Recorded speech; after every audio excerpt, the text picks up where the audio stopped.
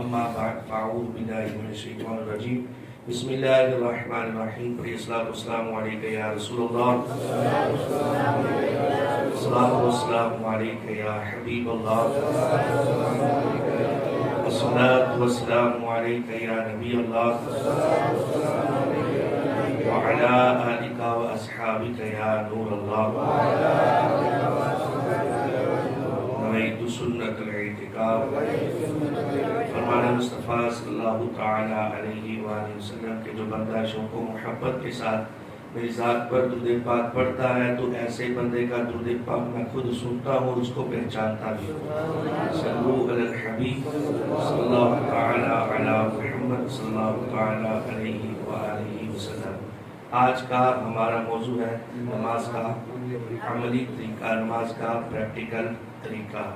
انشاءاللہ ہم وہ سمجھیں گے اور پریکٹیکل ہمارے علی بھائی انشاءاللہ کر کے بھی دکھائیں گے کہ نماز کو کس طرح ہم نے ادا کرنا ہے۔ تو ابھی علی بھائی ادھر تشریف لیں اور ہم انشاءاللہ نماز کے پریکٹیکل طریقے کو سماعت کرتے ہیں۔ تو سب سے پہلے نماز شروع کرنے سے پہلے جو 6 چیزیں شرط میں ہیں وہ کون کون سی چیزیں ہیں؟ طہارت، ستر عورت، استقبال قبلہ، وقت، نیت اور تکبیر تحریمہ۔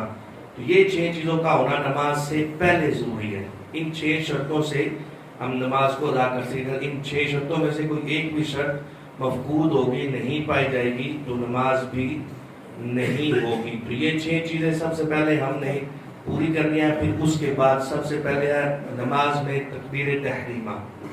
تکبیر تحریمہ میں اس کو تھوڑا پیچھے دو علی بھائی۔ تکبیر تحریمہ میں سب سے پہلے جو ہے ہم نے ہاتھوں کو کتنا اٹھانا ہے؟ تو ہاتھوں کو یہ ہتھیلیوں کا رخ سب سے پہلے قبلہ کی طرف کرنا ہے۔ بعض اس طرح کرتے ہیں، اس طرح نہیں بلکہ قبلہ کی طرف رخ ہو، اور یہ ہمارے جو انگوٹھی ہیں یہ کانوں کی یہ جو نیچے جگہ ہوتی ہے اس سے ہلکا سا ٹچ ہو، انگلی نہ زیادہ کھلی ہو اور نہ زیادہ بند ہو، بلکہ نارمل حالت میں ہم نے انگلیوں کو رکھ کر یہ کانوں کی لوگ ساتھ لگانا ہے، اور یہ ہتھیلیوں کا رخ قبلے کی طرف ہو اور یہ انگلیوں کا رخ آسمان کی طرف ہو۔ اس طرح ہم نے یہ تکبیر تحریمہ کر کے دکھائیں۔ قبلے کی طرف رخ ہے، ان ہتھیلیوں کا آسمان کی طرف رخ ہے، اور ادھر جو کانوں کی جو لو ہے اس کے ساتھ ٹچ کر کے تو ہم نے اللہ اکبر کہتے ہوئے ہاتھوں کو باندھ لینا ہے۔ تو یہ بعض احباب ایک رف عمل کرتے ہیں اس میں، تو وہ رف عمل کیا ہے انشاءاللہ علی بھائی کہہ کے دکھائیں گے کہ تکبیر تحریمہ کہنے کے بعد ہاتھوں کو لٹکاتے ہیں اور لٹکانے کے بعد پھر باندھتے ہیں، جیسے کہ علی بھائی کہہ کے دکھاتے ہیں یہ لٹکائے پھر باندھ لیے۔ تو یہ جو رف عمل ہے نا لٹکانے والا، یہ نماز کا حصہ نہیں ہے، یہ نماز کا حصہ نہیں ہے۔ اس کو تھوڑا پیچھے کریں دونوں ویڈیو والے، پھر آپ بیٹھ جائیں اس طرح، پھر وہ اب آپ کو نظر بھی نہیں آئے گا اور دیکھ نہیں سکتے، آپ ادھر بس بیٹھ جائیں۔ تو یہ رف عمل ہم نے نہیں کرنا۔ تو بعض آپ تکبیر تحریمہ جب شروع ہوتی ہے وہاں پر ہی ان کی اللہ اکبر مکمل ہو جاتی ہے، یہاں پر ہی اللہ اکبر، پھر اس کے بعد ہاتھ باندھ رہے ہوتے ہیں۔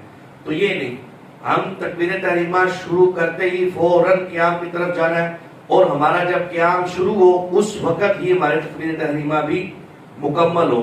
جس طرح یہ میں اللہ اکبر کہوں گا اور علی بھائی کر کے دکھائیں گے، تکبیر تحریمہ کے شروع میں لفظ اللہ اکبر کی الف کو پڑھا جائے، اور جب اکبر کی بار پڑھا جائے تو ہمارا قیام بھی ساتھ ہی شروع ہو جائے، تاخیر نہیں کرنی، اور درمیان میں جو رفع عمل ہے وہ بھی نہیں کرنا۔ کس طرح اللہ اکبر، یہ اور نارمل حالت میں اگر ہم نے کہنا ہے تو علی بھائی کر کے دکھائیے گا اللہ اکبر۔ یہ اکبر پر جب مکمل ہو تکبیر تحریمہ تو ہمارا قیام بھی شروع ہو جائے۔ پھر قیام میں ہاتھ باندھنے کا طریقہ یہ ہے کہ یہ چھوٹی انگلی اور انگوٹھا، اس سے ہم نے یہ ہاتھوں کے پونچے جو ہوتے ہیں یہ کلائی پونچے اس کو اردو میں کہتے ہیں، اس کو ہم نے یہ چھوٹی انگلی اور یہ انگوٹھا اس کو ہم نے پکڑ لینا اس طرح، اور یہ 3 جو انگلی ہیں یہ ہماری سامنے ہو اس ہاتھ کے اوپر۔ علی بھائی باندھ کے دکھائیے گا کس طرح، یہ طریقے کا۔ پھر اس کو ہم نے ناف کے نیچے باندھ لینا ہے، ناف کے نیچے باندھیے، یہ قیام ہے. ہم نے اس طرح کلائی کو پکڑ لینا ہے اور 3 انگلیاں سامنے رکھ کر یہ قیام کا طریقہ ہے. پھر قیام میں قرات ہم نے کرنی. قرات کے بعد جو ہے بعض احباب رکوع میں جاتے ہوئے بھی وہی رفع عمل دہراتے ہیں جو میں نے آگے عرض کی کہ ہاتھوں کو پہلے لٹکاتے ہیں پھر اس کے بعد رکوع کرتے ہیں. جیسے مثال کے طور پر یہ قیام کیا، قیام اب قرات مکمل ہوئی، اب یہ لٹکائیں گے ہاتھ، یہ پھر رکوع کریں گے. تو یہ بھی ایک رفع عمل ہے، یہ بھی نماز کا حصہ نہیں. ہم نے بھی یہاں پر بھی یہ رفع عمل نہیں کرنا بلکہ قیام کے فوراً بعد رکوع کرنا ہے. ہم نے یہ واجب بھی سنا ہے کہ قرات کے فوراً بعد رکوع کرنا. یہ تکبیر و قرات والے واجبات میں غالباً 5واں واجب ہم نے یہ باہر لکھا ہوا ہے کہ قرات کے فوراً بعد رکوع کرنا. تو یہ واجب ہم نے باہر بھی لکھا ہوا ہے اور یہ واجب ہے اور یہ ہم نے سمجھا. تو فوراً قرات کے بعد رکوع کرنا ہے. تو اس طرح رکوع کرنا. یہ قیام ہمارا مکمل ہوا، اللہ اکبر کہتے ہوئے ہم نے رکوع میں چلے اللہ اکبر. اب رکوع کا فرض جو ہے نا وہ کب ادا ہوگا کہ کم از کم نا ہم جو ہمارے ہاتھ ہے نا یہ گھٹنوں تک پہنچ جائے. کر کے دکھائیں. یہ کم از کم رکوع کا یہ اتنے پر فرض ادا ہوگا. کم از کم اتنا کہ یہ ہاتھ ہمارے گھٹنوں تک پہنچ جائیں تو تب یہ رکوع ہوگا. اور جو رکوع کا سنت طریقہ ہے وہ یہ ہے کہ ہاتھ بھی بالکل سیدھے ہوں، ہماری ٹانگیں جو ہے یہ بھی بالکل سیدھی ہوں اور کمر بھی بالکل سیدھی ہو اور سر جو ہے وہ کمر کے برابر ہو. اس طرح برابر ہو، ہماری کمر سیدھی ہو اور سر بھی برابر ہو کہ اس کے اوپر اگر کمر پر پانی کا پیالہ بھی رکھا جائے تو وہ گرے نہ. اس طرح سنت طریقہ کیا ہے رکوع کا، یہ بھی کر کے دکھائیے گا. یہ رکوع ادھر رکوع، یہ ہاتھ بھی بالکل سیدھے ہیں، پاؤں بھی بالکل سیدھے ہیں، کمر بالکل سیدھی ہے اور یہ سر بھی کمر کے برابر ہے. تو یہ رکوع کا سنت طریقہ ہے. اب اس طرح نہیں کہ ساتھ جو ہے وہ اٹھا ہوا ہو اور ہم آگے دیکھ رہے ہوں. وہ ایک شخص آیا نا، اعلیٰ حضرت کے حوالہ سے آتا ہے کہ وہ ایک شخص آیا اور وہ آگے نا اس نے رکوع کس طرح کیا. وہ رکوع کرتے ہوئے رکوع میں گیا اور اس نے جو ہے نا وہ ادھر میری طرف توجہ کرے. وہ رکوع میں قبلے کی طرف سر اٹھا کر اس طرح رکوع میں قبلے کی طرف منہ کر رہا ہے. تو آپ نے کہا کہ یہ کیا کر رہا ہے؟ تو اس نے کہا کہ میرا جو چہرہ ہے نا وہ قبلے سے پھیرے نہیں. آپ نے ارشاد فرمایا پھر سجدہ بھی جو ہے یہ ٹھوڑی پر کر لیا کرو کیونکہ ساتھ جو پھیرنا نہیں ہے. تو بعض آپ عقل پر نہ قیاس کرتے رہتے. تو عقل پر ہم نے شریعت کو نہیں دیکھنا بلکہ شریعت پر ہی شریعت کو دیکھنا ہے. تو یہ جو طریقہ کار ہے، ہم نے رکوع میں نگاہیں جو ہے وہ دونوں پاؤں کے درمیان جو جگہ ہے نا، اور قیام میں ہم نے اس میں بھی 4 انگلیوں کا فاصلہ یا ایک بالش جسے ایک پنجابی سے گٹ کہتے ہیں، ایک گٹ کا فاصلہ یا 4 انگلیوں کا فاصلہ ہم نے درمیان میں رکھنا ہے. اب آپ جو ہے وہ زیادہ ٹانگیں کھول دیتے ہیں. تو آپ یہ بتائیں ویسے بھی بندہ اس طرح کھڑا ہو کیا مہذب لگتا ہے بندہ کھڑا ہوا؟ اللہ کی بارگاہ میں حاضر ہو رہے ہیں تو کم از کم ایسا طریقہ ہونا جو دیکھنے والا بھی کہے کہ یار یہ باادب کھڑا ہے. تو جو ٹانگیں زیادہ کھول رہے تو اس میں میرے انداز تو کوئی ایسے مہذب طریقہ نہیں لگتا یہ اس طرح بندہ کھڑا ہو. تو کم از کم 4 انگلیوں کا یا ایک بالش کا فاصلہ ہو. پھر اس کے بعد جو ہے وہ رکوع کا سنت طریقہ ہم نے سمجھ لیا. پھر رکوع کے بعد ہم نے سیدھا قوما کی طرف آ جانا ہے. رکوع کرتے ہوئے اللہ اکبر. اس کا بھی طریقہ یہ ہے کہ اللہ اکبر سے ہمارا رکوع شروع ہو اور اکبر تک ہمارا رکوع مکمل ہو جائے. اللہ اکبر. یہ اب یہاں سے سمیع اللہ کی ابتدا کرنی ہے. سمیع اللہ لمن حمیدہ تک ہم نے قوما کر لینا. کر کے دکھائی نہ دے سمیع اللہ لمن حمیدہ یہاں تک. پھر اس کے بعد اللہ اکبر کہتے ہوئے ہم نے سجدے میں جانا. کس طرح سجدے کا طریقہ یہ کہ سب سے پہلے ہم نے گھٹنے رکھنے ہیں اپنے اور گھٹنوں کے بعد ہاتھ رکھنے ہیں. ہاتھ کے بعد ہم نے ناک اور ناک کے بعد یہ پیشانی. اور رکوع سجدے سے واپس آنے کا جو طریقہ ہے نا وہ اس سے الٹا ہے. پہلے پیشانی اٹھانی ہے پھر ناک پھر اس کے بعد ہاتھ پھر اس کے بعد گھٹنے. اس طریقے سے ہم نے رکوع سجدہ کرنا ہے اس طریقے سے. اور سجدے میں یہ مسئلہ انتہائی اہم ترین ہے کہ جتنی دیر تک سجدے میں یہ پیشانی جم نہ جائے بندے کا سجدہ ادا نہیں ہوتا. بعض آپ بڑے آرام سے اپنی پیشانی لگا کر سر اٹھا لیتے ہیں تو جب تک پیشانی جم نہ جائے اتنی دیر تک سجدہ نہیں ہوتا. یہ پیشانی کا جمنا، اس کو جمانا اچھے طریقے سے یہ فرض ہے. یہ کس کا درجہ رکھتا ہے؟ بعض احباب جو آرام سے سجدہ کر کر اٹھ جاتے ہیں نا تو ان کا سجدہ ادا نہیں ہوتا. پھر ہمارے یہاں پر عمومی طور پر مصلے بھی اتنے نرم آ گئے ہیں, دریاں بھی ایسی نرم آ گئی ہیں, تو اس میں اتنی زور سے سجدہ کرنا کہ زمین کی سختی محسوس ہو, یعنی اس سے آگے پھر بندہ دبانے کی کوشش کرے نہ دب سکے, اتنا دبانا یہ ضروری ہے. اگر کوئی نہیں دبائے گا تو اس کا سجدہ ادا نہیں ہوگا. ہمارے یہاں پر نیچے فوم ہوتا ہے, پھر اوپر کارپٹ ہوتا ہے, پھر مسجد کی دری بھی ہوتی ہے, یہاں پر تو زیادہ پھر دبانے کی ضرورت پڑتی ہے, زیادہ حاجت ہے وہاں پر. جتنی دیر تک سختی محسوس نہیں ہوگی زمین کی, اتنی دیر تک سجدہ ہمارا نہیں ہوگا. پھر اس کے بعد سجدے میں ضروری یہ ہے کہ پاؤں کی انگلیوں کا لگا ہوا ہونا. تو پاؤں کی ایک ایک انگلی, دونوں کی ایک ایک انگلی کا لگنا یہ فرض ہے, اور دونوں پاؤں کی تین تین انگلیوں کا لگنا یہ واجب ہے. آپ جانتے ہیں کہ واجب بھی ضروری ہے.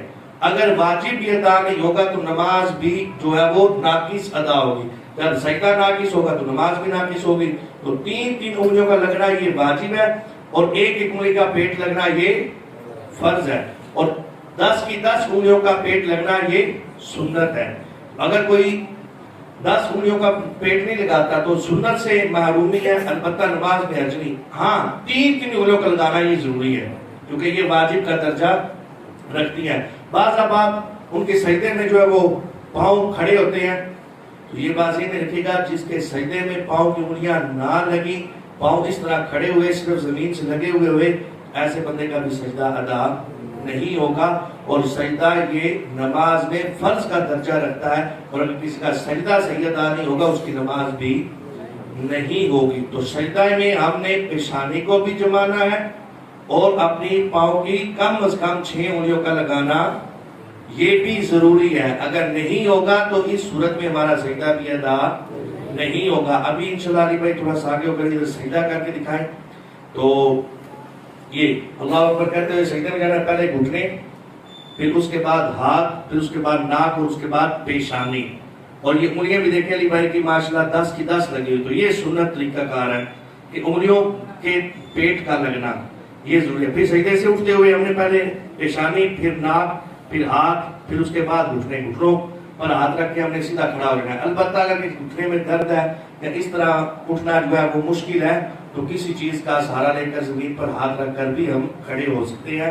یہ سنت طریقہ کار ہے اس طرح اٹھنا. اگر اسے کوئی اپوزٹ کرتا ہے کہ وہ بیمار ہے تو وہ اپنے ہاتھوں کو بعد میں اٹھاتا ہے, گھٹنے پہلے اٹھا لیتا ہے, تو اس میں بھی نماز میں کوئی حرج واقع نہیں ہوگا. لیکن فرض میں جو ہے سجدہ, سجدے کی جو چیزیں بتائی ہیں وہ انتہائی ضروری ہیں, اگر نہیں ہوگی تو نماز نہیں ہوگی. اور یہ پیٹ کا لگنا وہ کیا ہے؟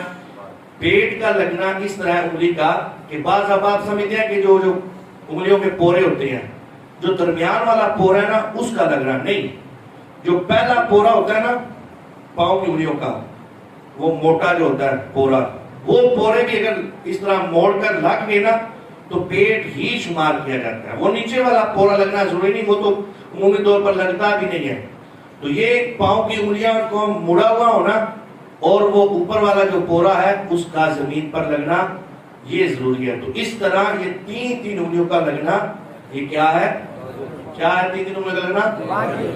اور ایک ایک انگلی کا لگنا فرض, اور 10 کی 10 انگلیوں کا لگنا یہ کیا ہے؟ آپ کو پتا ہے اگر فرض اور واجب ادا نہیں ہوگا تو وہ بھی ناقص چیز ادا ہوگی, بلکہ فرض کے بغیر تو ہوگی نہیں, اور واجب نہیں ہوگی تو ناقص ہوگی.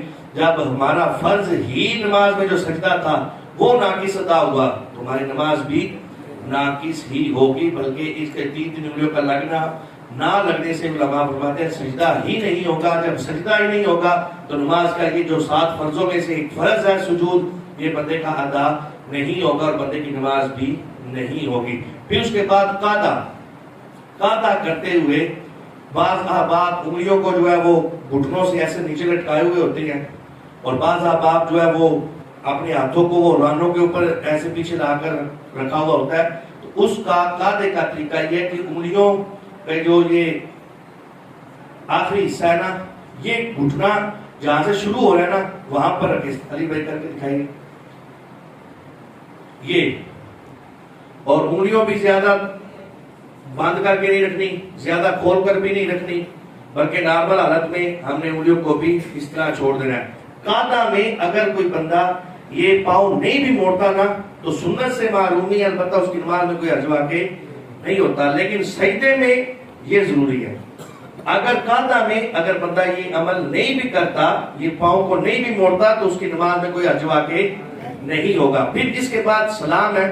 ٹائم بھی چونکہ 3 منٹ رہ گئے، یہ تو پریکٹیکل طریقہ تو سارا دن بھی لگا ہے، تو اس میں ایسی کئی اگلات ہیں جو ہم نے سمجھ لیا ہے۔ تو سلام میں بعض آپ سلام پھیرتے ہوئے کیا کرتے ہیں نماز میں، کیونکہ نظر آ رہا ہوتا ہے جب ہم نے سلام پھیرا، تو سلام پھیرنے کے بعد دیکھتے ہیں کہ بعض آپ سلام اس طرح پھیر رہے ہوتے ہیں کہ ساتھ والے نمازی سارے دیکھ رہے ہوتے ہیں اس طرح، السلام علیکم ورحمۃ اللہ، وہ کون آیا ہوا ہے، تو اب نماز کی حالت میں ہے تو یہ دیکھنا تو ضروری تو نہیں نا۔ تو سلام کرنے کا طریقہ کیا ہے عملی، وہ یہ ہے کہ السلام علیکم ورحمۃ اللہ کہتے ہوئے ہم نے اپنے کندھوں پر نگاہ رکھنی ہے، اس طرح کندھوں پر نگاہ۔ علی بھائی سلام کر کے دکھائیں گے، السلام علیکم ورحمۃ اللہ۔ یہ کندھے پر نگاہ ہونی چاہیے، اور ہمارا جب کندھے پر نگاہ ہوگی تو خود بخود جو ہے سارا وہ اس طرح کندھے کی طرف تھوڑا سا جھکا ہوا ہوگا، پھر یہاں سے سلام کرتے ہوئے دوسری طرف سلام ہم نے پھیرنا ہے۔ السلام علیکم ورحمۃ اللہ۔ جی، اس کے بعد ہم نے نماز سے فارغ ہونا ہے۔ تو یہ سلام بھی